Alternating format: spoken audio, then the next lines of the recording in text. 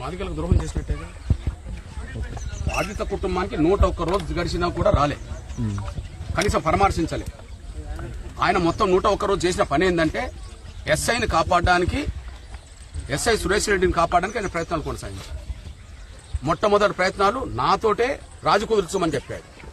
రెండో ప్రయత్నాలు SC commission ఇక్కడ రాకుండా అడ్డుకోవడానికి ఆయన ప్రయత్నాలు చేశాడు. ఎస్సీ కమిషన్ మెంబర్ కు ఎవరన్నా దగ్గర ఉన్నారనుకుంటే వాళ్ళకు ఫోన్ చేశారు. ఆయన నియోజకవర్గం ఎవరు ఉంటే ఆయన నియోజకవర్గం ఎమ్మెల్యేతో మాట్లాడాడు. కాదని చెప్పమానండి, నాతో మాట్లాడలేదని చెప్పమానండి, లేదా ఎస్సీ కమిషన్ తో మాట్లాడలేదా చెప్పమానండి.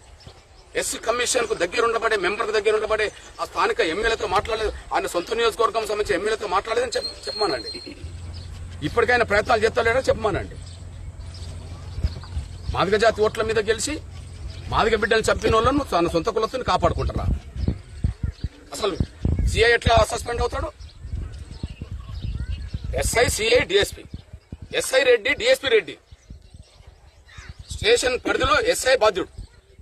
మొన్న ఎస్సీ కమిషన్ అన్నది కదా, ఒక స్టేషన్ బాధ్యుడు ఎస్ఐ అవుతాడు కానీ సిఐ ఎట్లా అవుతాడని చెప్పి. సిఐ బాధ్యుడు అయితే డిఎస్పీ కూడా బాధ్యుడు అవుతాడు. కానీ ఎస్ఐ రెడ్డిని సస్పెండ్ చేయరు, డిఎస్పీ రెడ్డిని సస్పెండ్ చేయరు, ఒక బీసీని మాత్రం సస్పెండ్ చేస్తారా?